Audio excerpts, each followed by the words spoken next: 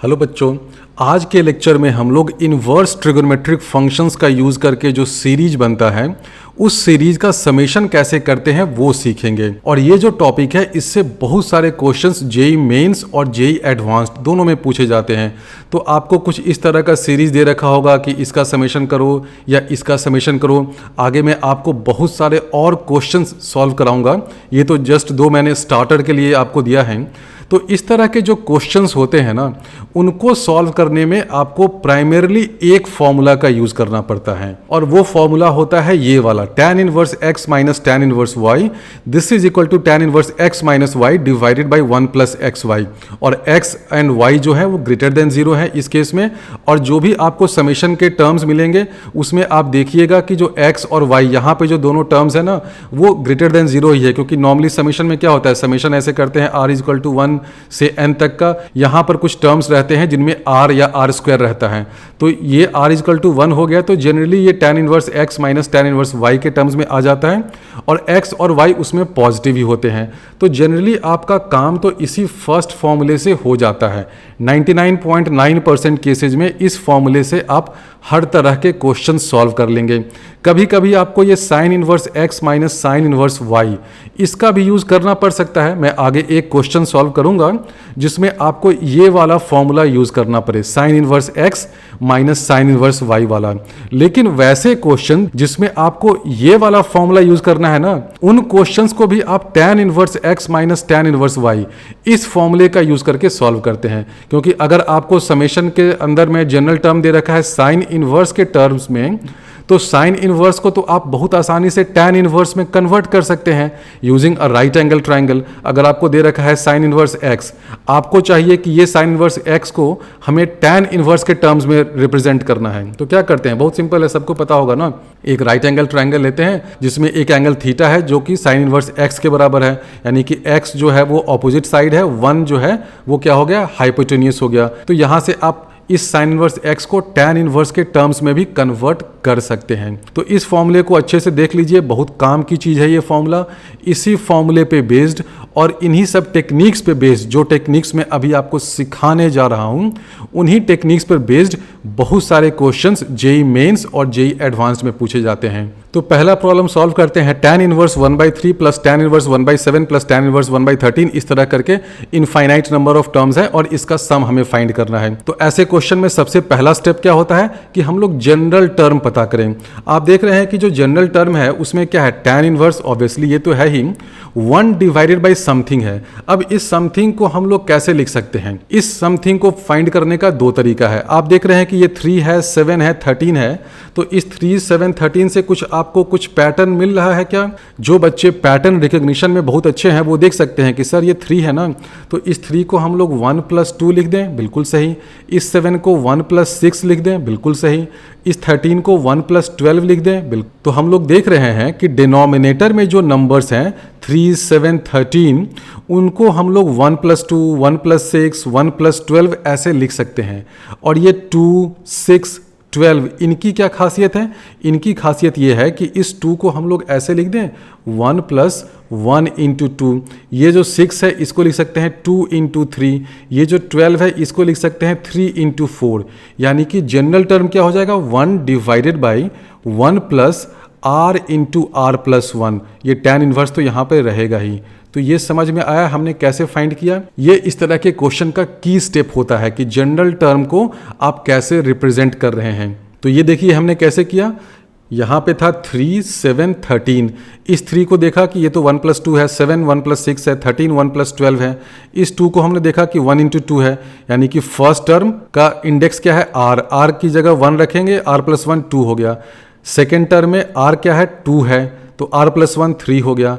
Third term में r क्या है, 3 है, r + 1 4 हो गया। यानी कि जनरल टर्म क्या हो जाएगा, न्यूमरेटर में 1 तो सब जगह है, 1 डिवाइडेड बाई 1 + r × r + 1। ये हो गया इस सीरीज का जनरल टर्म। जो बच्चे पैटर्न रिकॉग्निशन में उस्ताद हैं वो आराम से देखकर बता सकते हैं। दूसरा तरीका ये भी है कि आप देखिए ये क्या है, 3 है, 7 है, 13 है। 3 और 7 में डिफरेंस क्या है, 4। 7 और 13 में डिफरेंस क्या है, 6।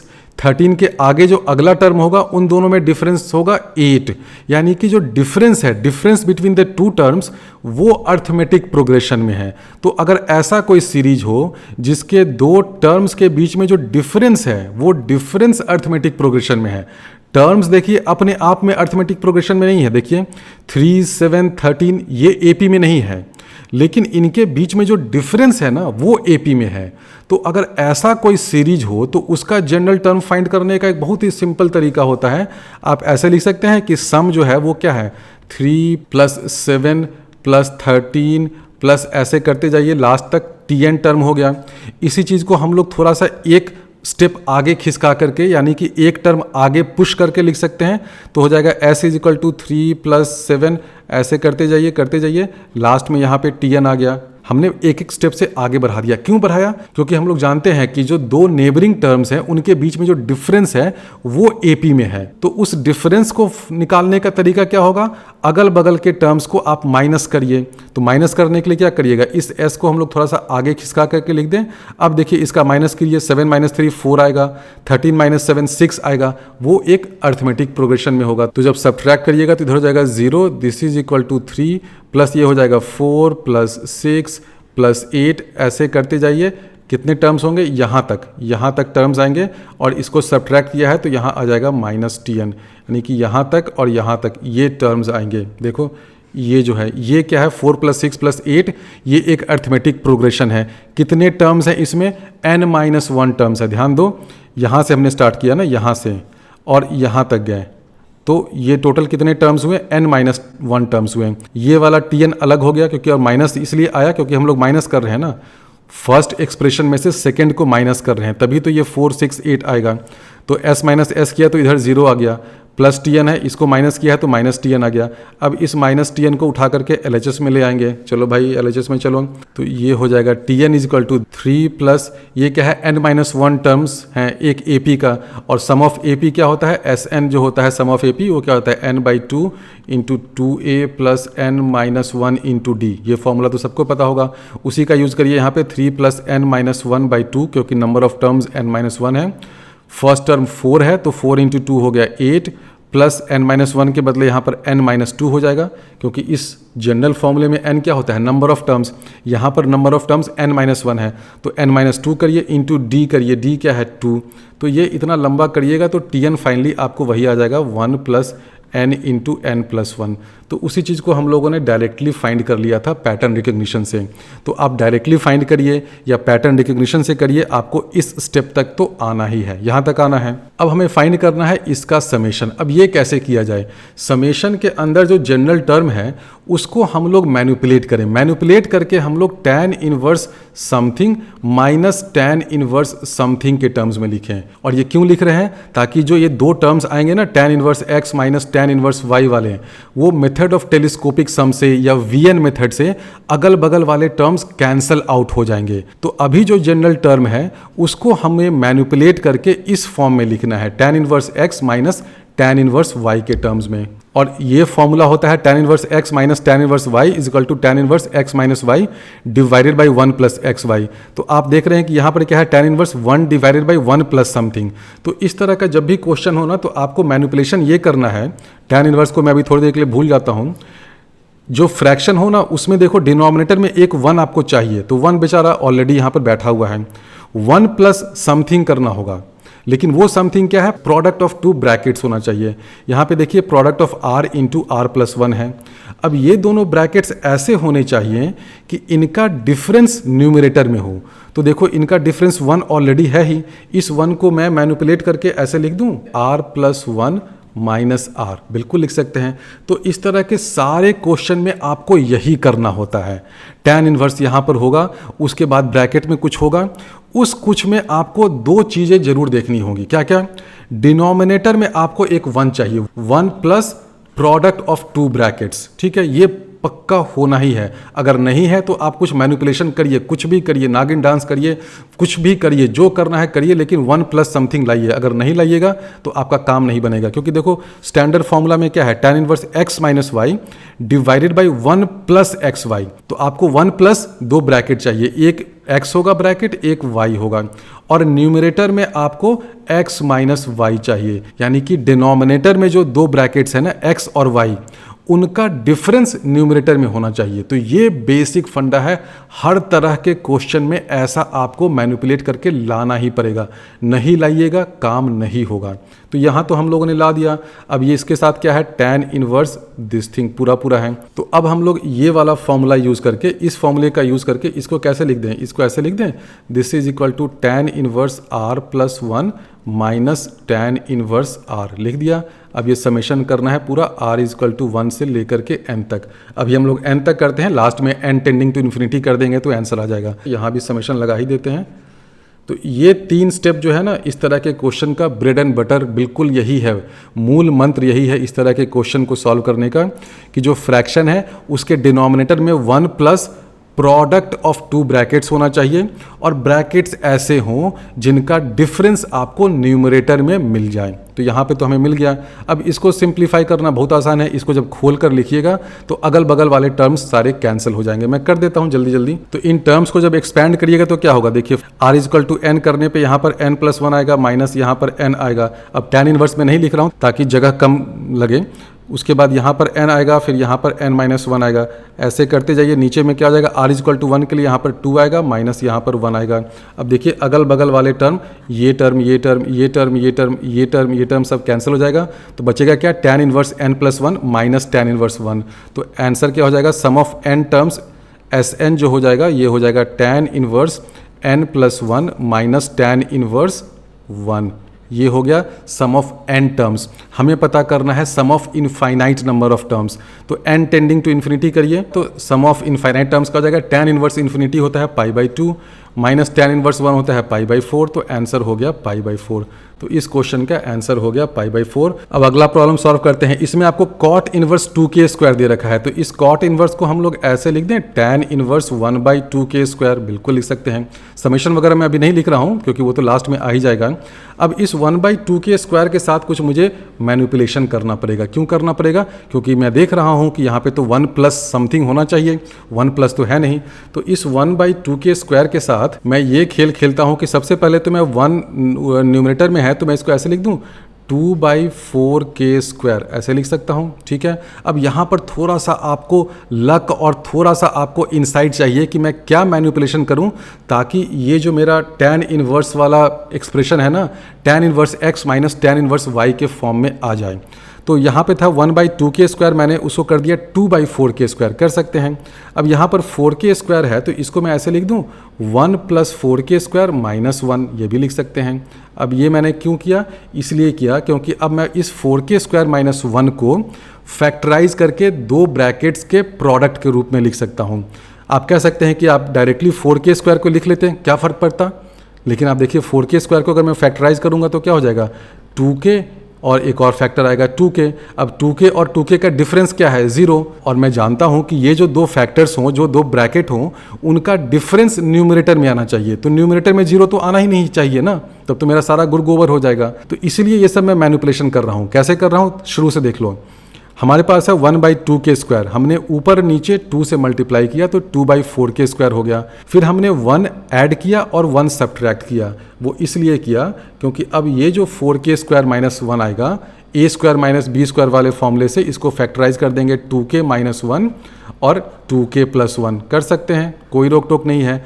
और अब देखो कि ये जो 2k प्लस 1 और 2k माइनस 1 है, इन दोनों का डिफरेंस क्या है, 2, जो ऑलरेडी मेरे लिए बाहें फैलाकर इंतजार कर रहा है। तो मेरा काम बन गया। तो इसको हम लोग ऐसे लिख दें, 2 divided by 1 plus 2k plus 1 into 2k minus 1 लिख दिया। अब ये जो ऊपर में 2 है, इसको हम लोग लिख सकते हैं 2k plus 1 minus 2k minus 1, same चीज़ होगा। तो ऊपर वाले को भी थोड़ा सा चेंज कर देते हैं, ऊपर में लिख सकते हैं 2k plus 1 minus 2k minus 1, ये हो गया। अब ये पूरा चीज़ किसके अंदर था, ये तो tan इनवर्स के अंदर था ना। तो हमारे पास जो एक्सप्रेशन है वो क्या हो जाएगा, tan inverse 2k plus 1 minus 2k minus 1 divided by 1 plus 2k plus 1 into 2k minus 1। तो ये क्या हो जाएगा, ये tan inverse x minus tan inverse y के फॉर्म में आ गया, ठीक है ना। उसका क्या होता है, tan inverse x minus tan inverse y equal to tan inverse x minus y divided by 1 plus X Y. तो देखो एग्जैक्टली वही है ना, x की जगह 2k प्लस 1 है, y की जगह 2k माइनस 1 है, एग्जैक्टली उसी फॉर्म में आ गया। तो जो पूरा पूरा समेशन हमें दे रखा है उस समेशन को हम लोग अब लिख सकते हैं tan inverse 2k plus 1 minus tan inverse 2k minus 1। अब आप इसमें वीएन मेथड या मेथड ऑफ डिफरेंस या मेथड ऑफ टेलीस्कोपिक सम कुछ भी लगाइए। आप जब सारे टर्म्स को एक्सपैंड करके लिखिएगा तो k इक्वल टू n के लिए क्या हो जाएगा, यहाँ हो जाएगा 2n प्लस 1, यहाँ आ जाएगा 2n माइनस 1, यहाँ आ जाएगा 2n माइनस 1, यहाँ आ जाएगा 2n माइनस 3। इस तरह करते जाइए। लास्ट में यहाँ पर जब k इक्वल टू 1 आएगा तो यहाँ आ जाएगा 3, यहाँ आ जाएगा 1। और जब इन सारे टर्म्स को ऐड करिएगा तो ये वाला टर्म इससे कैंसिल होगा, ये वाला टर्म यहाँ वाले टर्म से कैंसिल होगा, इधर वाला इससे कैंसिल होगा, सब कैंसिल हो जाएगा। बस बचेगा ये 2n प्लस 1 और ये 1, बस यही दो टर्म बचेंगे। तो उसको लिखिएगा तो ये हो जाएगा। ये सब जब कैंसिल आउट कर देंगे, ये कैंसिल वाला हटा दो, ये तो आप लोगों ने देखा ही होगा मेथड ऑफ डिफरेंस में। तो कैंसिल करके बचेगा हमारे पास tan inverse 2n plus 1 minus tan inverse 1। तो ये इस क्वेश्चन का आंसर हो गया। इसको थोड़ा सा और सिंप्लीफाई कर दें तो ये हो जाएगा tan inverse 2n plus 1 minus 1 divided by 1 plus 2n plus 1। ये वाला फॉर्मूला लगा सकते हैं ना लास्ट में भी, tan inverse x minus Y equal to tan inverse x minus Y divide by 1 plus X Y. तो ये लगाइएगा तो फाइनल आंसर आपको मिल जाएगा tan इनवर्स, ऊपर में आ गया 2n, नीचे में आ गया 2n प्लस 2 यानी कि tan inverse n divided by n plus 1। तो ये हो गया सम ऑफ n टर्म्स। इसी में अगर आपसे पूछ ले कि sum of infinite number of terms तो वो कैसे करिएगा, n टेंडिंग टू इन्फिनिटी करना है तो न्यूमरेटर और डिनोमिनेटर दोनों को n से डिवाइड कर दें तो आ जाएगा 1 divided by 1 plus 1 by n, 1 by n tending to 0 हो जाएगा as n tends to infinity. तो सम क्या हो जाएगा tan इनवर्स 1 और tan इनवर्स 1 क्या होगा पाई बाई 4। तो sum of infinite number of terms हो जाएगा पाई बाई 4। आप डायरेक्टली यहाँ से भी देख सकते हैं, n टेंडिंग टू इन्फिनिटी करिएगा तो tan इनवर्स इन्फिनिटी ये हो जाएगा pi by 2 minus tan inverse 1 होता है पाई बाई 4। तो pi by 2 minus pi by 4 answer हो गया पाई बाई 4। तो sum of infinite number of terms इसका क्या हो जाएगा पाई बाई 4। अब ये जो क्वेश्चन अभी मैंने सॉल्व किया, बहुत सारे बुक्स में इसी क्वेश्चन को ऐसे भी दे सकता है, cosec inverse root 5 plus cosec inverse root 65 plus cosec inverse this. ऐसे क्यों लिख सकते हैं, क्योंकि कॉट इनवर्स को जब आप कॉसेक इनवर्स में कन्वर्ट करिएगा ना using a right angle triangle तो आपको इस फॉर्म में मिल जाएगा। अभी देखो हमें क्या दे रखा है, हमें दे रखा है कॉट इनवर्स 2k स्क्वायर ना, यानी कि हमें दे रखा है कॉट इनवर्स 2 पहला टर्म होगा प्लस आएगा दूसरा term cot inverse 2k square, k equal to 2 के लिए यानी कि 2 इंटू 4 8 कॉट इनवर्स 8 प्लस ऐसे टर्म्स बढ़ते जाएंगे। कॉट इनवर्स यहाँ पे आ जाएगा 3 स्क्वायर 9, 9 2 जा 18 तो कॉट इनवर्स 18 आ जाएगा, ऐसे टर्म्स आएंगे। अब इस कॉट इनवर्स 2 को अगर आप कॉसेक इनवर्स में कन्वर्ट करिए, एक राइट एंगल ट्रायंगल ले लीजिए और कॉट इनवर्स 2 है यानी कि ये वाला साइड 2 है, ये वाला साइड 1 है, तो ये साइड क्या हो जाएगा रूट 5 हो जाएगा। तो कॉट इनवर्स 2 को हम लोग लिखें तो क्या हो जाएगा, ये ऑब्वियसली देखो 1 to 1 मैचिंग हो रहा है ना। कॉट इनवर्स 2 जो है वो कॉसेक इनवर्स रूट 5 हो जाएगा, कॉट इनवर्स 8 जो है वो कॉसेक इनवर्स रूट 65 हो जाएगा, ये वाला टर्म ये हो जाएगा। तो क्वेश्चन आपको इस फॉर्म में भी दे सकता है, कॉट इनवर्स के भी टर्म्स में दे सकता है या कॉसेक इनवर्स के भी टर्म्स में दे सकता है, दोनों तरीके से दे सकता है। सम जो है वो सेम आएगा। अब मैं आपको बहुत सारे प्रॉब्लम्स देता हूँ इसी कॉन्सेप्ट इसी टेक्निक पर बेस्ड। ये 3 प्रॉब्लम है, फिर ये और 8 प्रॉब्लम्स है, इन सभी को सॉल्व करिए। अगर आपने इन सभी प्रॉब्लम्स को अच्छे से सॉल्व कर लिया, टोटल 13-14 प्रॉब्लम्स हैं, तो इस टॉपिक पर इस तरह के जो भी क्वेश्चन पूछे जाएंगे जेई मेंस में या जेई एडवांस्ड में, तो आई गारंटी कि आप आसानी से सॉल्व कर सकते हैं। हर तरह के क्वेश्चन मैंने इसमें डाल रखे हैं, तो आप इन सभी प्रॉब्लम्स को खुद से सॉल्व करिए। कुछ प्रॉब्लम्स जो है वो थोड़े से डिफिकल्ट है, उनके जनरल टर्म से 1 प्लस एक्स वाई और ऊपर में x माइनस वाई उस फॉर्म में में आना थोड़ा सा मुश्किल हो सकता है, क्योंकि इस तरह के क्वेश्चन में सारा खेल क्या है, जो भी जनरल टर्म आपको दे रखा है ना, उसको tan inverse x minus Y divided by 1 plus X Y इस फॉर्म में लाना। तो कुछ क्वेश्चंस जो होंगे उनमें आपको इस फॉर्म में लाने में थोड़ी सी मुश्किल हो सकती है, लेकिन बहुत ज़्यादा डिफिकल्ट क्वेश्चंस नहीं है। आप इसको सॉल्व करिए। अगले वीडियो लेक्चर में मैं इन सारे प्रॉब्लम्स का सॉल्यूशन आपको बताने वाला हूँ।